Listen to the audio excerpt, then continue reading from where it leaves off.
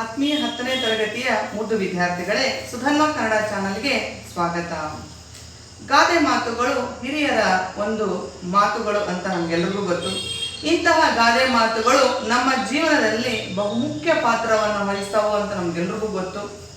ಓದಿದವರು ಓದದೇ ಇರ್ತಕ್ಕಂಥವ್ರು ಕೂಡ ಈ ಗಾದೆ ಮಾತುಗಳನ್ನು ದಿನನಿತ್ಯ ನಾವು ಬಳಕೆಯನ್ನು ಮಾಡ್ತೀವಿ. ಇಂಥ ಅನೇಕ ಗಾದೆ ಮಾತುಗಳ ಬಳಕೆ ಆಗಿರ್ತಕ್ಕಂಥ ಈ ಒಂದು ಹೊಸ ಪಾಠವನ್ನು ನಾನಿವತ್ತು ನಿಮಗೆ ಮಾಡ್ತಾ ಇದ್ದೀನಿ. ಆ ಪಾಠದ ಹೆಸರು ಮತ್ತು ಅವರು ಕೃತಿಕಾರರ ಪರಿಚಯವನ್ನು ನೋಡ್ತಾ ಪಾಠದ ವಿವರಣೆಯನ್ನ ನೋಡ್ತಾ ಹೋಗೋಣ. ಪಾಠದ ಹೆಸರು ಹಸಿ ಮಸಿ ಕೃಷಿ, ಪಾಠ 2, ದ್ವಿತೀಯ ಭಾಷೆ ಕನ್ನಡ, 10ನೇ ತರಗತಿಯ. ಈ ಪಾಠವನ್ನು ಬರೆದಿರ್ತಕ್ಕಂಥವರು ಪಂಡಿತರಾಜ ಶಿವಾಚಾರ್ಯ ಸ್ವಾಮಿಗಳು. ಇವರು 1951ರಲ್ಲಿ ಹಾವೇರಿ ಜಿಲ್ಲೆಯ ರಾಣೆಬೆನ್ನೂರು ತಾಲೂಕಿನ ಹಿಡಿಯಾಲ ಅಂತಕ್ಕಂಥ ಒಂದು ಗ್ರಾಮದಲ್ಲಿ ಜನಿಸ್ತಾರೆ. ಇವರು ಸಾಣೆಹಳ್ಳಿಯಲ್ಲಿ ಒಂದು ರಂಗಶಾಲೆಯನ್ನು ಸ್ಥಾಪನೆ ಮಾಡ್ತಾರೆ. ಪ್ರತಿ ವರ್ಷ ಈ ಒಂದು ರಂಗಶಾಲೆಯ ಮೂಲಕ ಅನೇಕ ರಾಷ್ಟ್ರೀಯ ನಾಟಕೋತ್ಸವಗಳನ್ನು, ಶಿವ ಸಂಚಾರಿ, ವಿಚಾರ ಸಂಕಿರಣ, ವರ್ಷದ ಹರ್ಷ, ಶ್ರಾವಣ ಸಂಜೆ ಇತ್ಯಾದಿ ಕಾರ್ಯಕ್ರಮಗಳನ್ನು ಸಂಘಟಿಸುವಂತ ಒಂದು ಕಾರ್ಯಕ್ರಮವನ್ನ ಈ ಒಂದು ರಂಗಶಾಲೆಯ ಮೂಲಕ ಮಾಡ್ತಾ ಬರ್ತಾರೆ. ಇವರು 60ಕ್ಕೂ ಹೆಚ್ಚು ಒಂದು ವೈಚಾರಿಕ ಕೃತಿಗಳನ್ನು ರಚಿಸಿದ್ದಾರೆ. ಅವುಗಳಲ್ಲಿ ಜೀವನ ದರ್ಶನ, ಕೈದೀವಿಗೆ, ಹುಟ್ಟು ಸಾವುಗಳ ಮಧ್ಯೆ, ಸಮಾಧಿಯ ಮೇಲೆ, ಕಾಯಕ ದಾಸೋಹ, ಕಳೆಯ ಮುಂದೇನು, ಸುಖ ಎಲ್ಲಿದೆ, ಅರಿವಿನ ಅಂತರಾಳ, ಬಸವ ಧರ್ಮ ಇತ್ಯಾದಿ ಪ್ರಬಂಧ ಸಂಕಲನ ಬರೆದಿದ್ದಾರೆ. ಅದ್ರ ಜೊತೆಗೆ ಅಂತರಂಗ ಬಹಿರಂಗ, ಸ್ವಾಮಿ ವಿವೇಕಾನಂದ, ಜಂಗಮದೆಡೆಗೆ, ಅಂಕುಶ ನಾಟಕಗಳನ್ನು ಬರೆದಿದ್ದಾರೆ.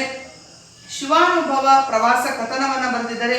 ಜೊತೆಗೆ 100 ವಚನಗಳನ್ನು ರಚಿಸಿರ್ತಕ್ಕಂಥವರು ಪಂಡಿತರಾಜ ಶಿವಾಚಾರ್ಯ ಸ್ವಾಮಿಗಳು. ಇಂತಹ ಎಲ್ಲ ಕೆಲಸಗಳನ್ನ ಮಾಡಿರ್ತಕ್ಕಂಥ ಇವರಿಗೆ ಸಿಕ್ಕಿರ್ತಕ್ಕಂಥ ಗೌರವಗಳು ಯಾವುವು ಅಂತಂದ್ರೆ, ರಂಗ ಸಾಧನೆಗಾಗಿ ಕರ್ನಾಟಕ ನಾಟಕ ಅಕಾಡೆಮಿಯ ಗೌರವ ಫೆಲೋಶಿಪ್, ಕರ್ನಾಟಕ ಸರ್ಕಾರ ನೀಡ್ತಕ್ಕಂಥ ರಾಜ್ಯೋತ್ಸವ ಪ್ರಶಸ್ತಿ, ಕುವೆಂಪು ವಿಶ್ವವಿದ್ಯಾನಿಲಯ ಕೊಟ್ಟಿರ್ತಕ್ಕಂಥ ಗೌರವ ಡಾಕ್ಟರೇಟ್ ಪದವಿ ಹಾಗೂ ಅಂತಾರಾಷ್ಟ್ರೀಯ ರೋಟರಿ ಕ್ಲಬ್ ಸಂಸ್ಥೆ ನೀಡ್ತಕ್ಕಂಥ ಪಾಲ್ ಹ್ಯಾರಿಸ್ ಅಂತಕ್ಕಂಥ ಪ್ರಶಸ್ತಿಯನ್ನ ನೀಡಿದೆ.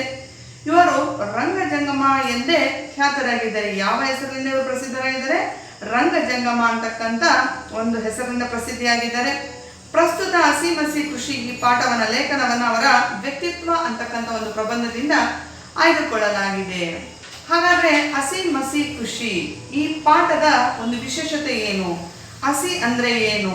ಈ ಪಾಠದ ಹೆಸರಾಗಿರ್ತಕ್ಕಂಥ ಹಸಿ ಅಂದ್ರೆ ಖಡ್ಗ ಅಂದ್ರೆ ಯುದ್ಧ, ಮಸಿ ಅಂದ್ರೆ ಶಿಕ್ಷಣ ಅಂದ್ರೆ ಶಾಹಿ ಇಂಕ್ ಅಂತೀವಲ್ಲ ಅದು, ಕೃಷಿ ಅಂತಂದ್ರೆ ವ್ಯವಸಾಯ. ಈ 3 ವಿಷಯಗಳ ಕುರಿತಾಗಿ ಶ್ರೀ ಪಂಡಿತರಾಜ ಶಿವಾಚಾರ್ಯ ಸ್ವಾಮಿಗಳು ಸುಂದರವಾಗಿರ್ತಕ್ಕಂಥ ಒಂದು ಪ್ರಬಂಧದ ಮೂಲಕ ಮಕ್ಕಳಲ್ಲಿ ಅಂದ್ರೆ ಜನಜಾಗೃತಿಯನ್ನು ಮೂಡಿಸುವಂತ ಕೆಲಸವನ್ನ ಮಾಡಿದ್ದಾರೆ. ಭಾರತ ಕೃಷಿ ಪ್ರಧಾನವಾಗಿರ್ತಕ್ಕಂಥ ಒಂದು ದೇಶವಾಗಿದೆ. ಹಳ್ಳಿಗಳ ಅಭಿವೃದ್ಧಿ ದೇಶದ ಅಭಿವೃದ್ಧಿ ಅಂತಂದು ಮಹಾತ್ಮ ಗಾಂಧೀಜಿಯವರು ಹೇಳ್ತಾರೆ. ಆದರೆ ಇಂದು ರೈತರ ಬದುಕು ಏನಾಗ್ತಾ ಇದೆ? ಸಂಕಷ್ಟದಲ್ಲಿ ಸಿಗ್ತಾ ಇದೆ. ಕನಿಷ್ಠ ಸುಖದ ಬದುಕು ಸಿಗದೆ ರೈತರು ಆತ್ಮಹತ್ಯೆಯನ್ನ ಮಾಡ್ಕೊಳ್ತಾ ಇದ್ದಾರೆ. ಇಂತಹ ರೈತರ ಗೋಳನ್ನ ಕೇಳ್ತಕ್ಕಂಥವ್ರು ಯಾರು ಇಲ್ಲ. ಭಾರತದ ಅಭಿವೃದ್ಧಿಯ ಮೂಲ ಕೃಷಿ. ಆದರೆ ಕೃಷಿಯನ್ನ ಕೈಗಾರಿಕೆಗಳು ಅವಲಂಬಿಸಿವೆ. ದೇಶದ ಸಂರಕ್ಷಣೆಯಲ್ಲಿ ಸೈನಿಕರ ಪಾತ್ರ ಹಿರಿದಾಗಿದೆ. ವೈರಿಗಳು ದಾಳಿ ಮಾಡಿದಾಗ ಧೃತಿಗೆಡದೆ ಹಗಲು ರಾತ್ರಿ ನಮ್ಮ ದೇಶವನ್ನ ಕಾಯ್ತಕ್ಕಂಥವ್ರು ಯಾರು? ನಮ್ಮ ಹೆಮ್ಮೆಯ ಸೈನಿಕರು. ನಾವೆಲ್ಲರೂ ನೆಮ್ಮದಿ ಜೀವನ ಮಾಡೋದಕ್ಕೆ ಕಾರಣ ಯಾರು ಅಂದ್ರೆ ನಮ್ಮ ಸೈನಿಕರು ಅಂತಾನೆ ಹೇಳ್ಬೋದಾಗಿದೆ. ಮತ್ತೆ ದೇಶದ ರಕ್ಷಣೆ ಹಾಗೂ ಕೃಷಿಯಲ್ಲಿ ಅವರಿಗೆ ಸ್ವಾವಲಂಬನೆಯನ್ನು ಸಾಧಿಸಬೇಕಾದ್ರೆ, ದೇಶ ಮುನ್ನಡಿಬೇಕಾದ್ರೆ, ಅನ್ನ ಹಾಕುವ ರೈತ ಮತ್ತು ಯೋಧನ ಬದುಕು ಹಸನ್ಕೊಳ್ಬೇಕಾದ್ರೆ ಸರ್ಕಾರಗಳು ಮತ್ತು ಬುದ್ಧಿಜೀವಿಗಳು ಶ್ರಮ ವಹಿಸಬೇಕು. ಸಾಹಿತಿಗಳು ಸಾಹಿತ್ಯ ರಚನೆಯ ಮೂಲಕ ಯೋಧ ಮತ್ತು ರೈತರಿಗೆ ಒಂದು ಆತ್ಮಬಲವನ್ನು ತುಂಬುವಂತ ಕೆಲಸ ಆಗಬೇಕು.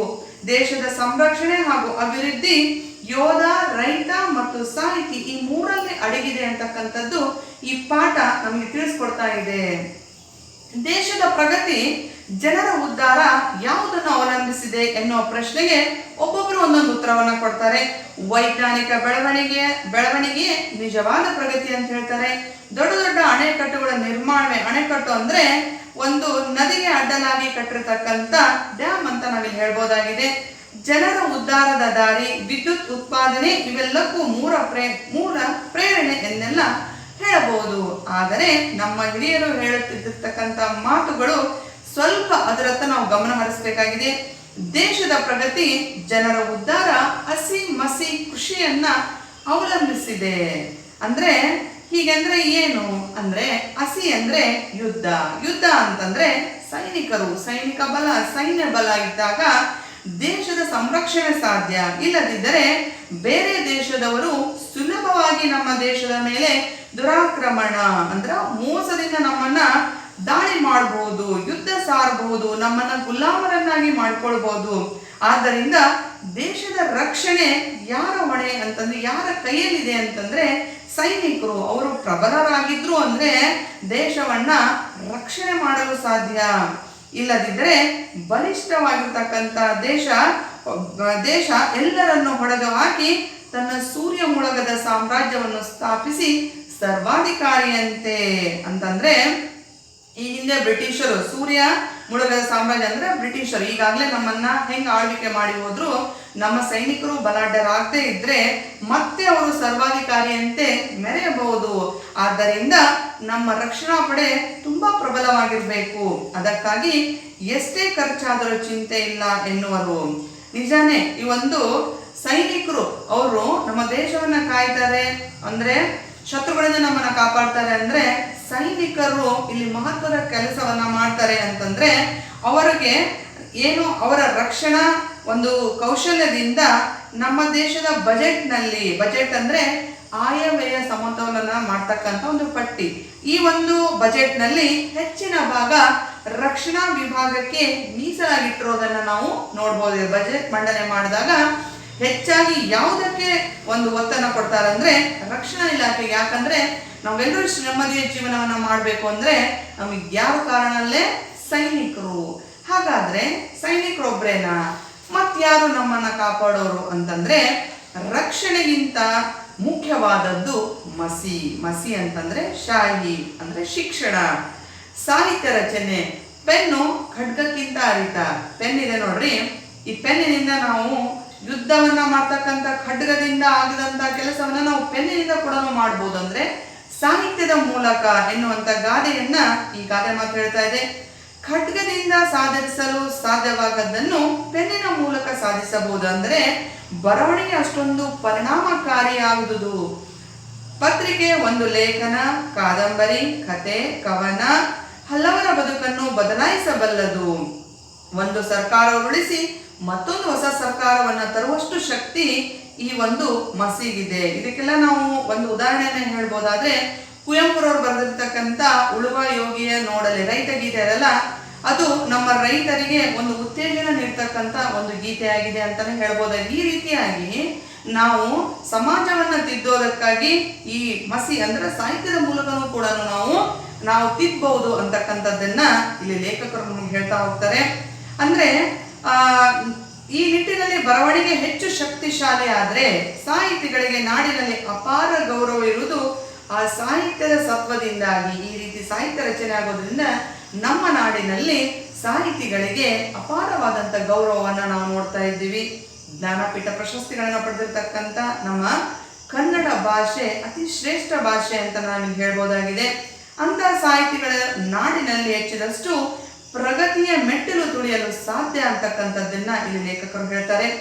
ಬಸವಾದಿ ಶಿವಶರಣರು ಅವರು ನೀಡಿರ್ತಕ್ಕಂಥ ವಚನಗಳು, ದಾಸರ ಕೀರ್ತನೆಗಳು, ಕುವೆಂಪು ಬೇಂದ್ರೆಯಂತವರ ಕಾವ್ಯ ಇವತ್ತಿಗೂ ಜನರ ಮೇಲೆ ಒಳ್ಳೆಯ ಒಂದು ಪರಿಣಾಮವನ್ನು ಬೀರಲು ಕಾರಣ ಅಂತ ಇಲ್ಲಿ ಹೇಳ್ಬೋದಾಗಿದೆ. ನೋಡ್ರಿ, ವಚನಕಾರರು ಹೇಳ್ತಕ್ಕಂಥ ವಚನಗಳು ಇವತ್ತಿಗೂ ಕೂಡ ನಮ್ಮ ಜೀವನವನ್ನ ಅವು ಬಿಂಬಿಸ್ಲಿಕ್ಕೆ ಒಂದು ಕಾರಣ.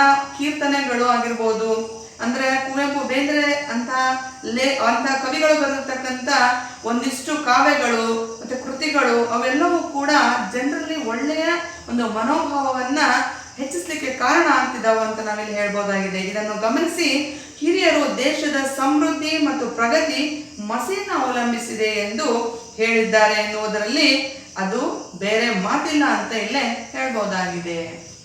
ನೋಡ್ರಿ, ನಾವು ಇಲ್ಲಿವರೆಗೂ ಒಬ್ಬ ಸೈನಿಕ, ಒಬ್ಬ ಸಾಹಿತಿ ಏನೆಲ್ಲವನ್ನ ತನ್ನ ಕೈಯಲ್ಲಿ ಹಿಡಿದಿತ್ತು ಒಂದು ದೇಶವನ್ನ ಅಭಿವೃದ್ಧಿ ಪಡಿಸ್ಬೋದು ಅನ್ನೋದನ್ನು ನಾವಿಲ್ಲಿ ನೋಡಿದ್ದೀವಿ ಇಲ್ಲಿವರೆಗೂ. ಹಾಗಾದರೆ ಈ ಹಸಿ ಕೃಷಿ ಪಾಠದ ಇನ್ನೊಂದಿಷ್ಟು ವಿವರಣೆಯನ್ನು ನಾನು ಮುಂದಿನ ವಿಡಿಯೋದಲ್ಲಿ ನಾನು ಅಪ್ಲೋಡ್ ಮಾಡ್ತೀನಿ. ಸುಧರ್ಮ ಕನ್ನಡ ಚಾನೆಲನ್ನು ನೋಡ್ತಿರ್ತಕ್ಕಂಥವ್ರು ದಯವಿಟ್ಟು ಸಬ್ಸ್ಕ್ರೈಬ್ ಮಾಡಿರಿ. ನೋಡೋದ್ರ ಜೊತೆಗೆ ಈ ಒಂದು ಚಾನಲ್ಗೆ ನಿಮ್ಮೆಲ್ಲರ ಸಹಕಾರ ಇರಲಿ ಅಂತ ಹೇಳ್ತಾ ಎಲ್ರಿಗೂ ತುಂಬ ಹೃದಯದ ಧನ್ಯವಾದಗಳು.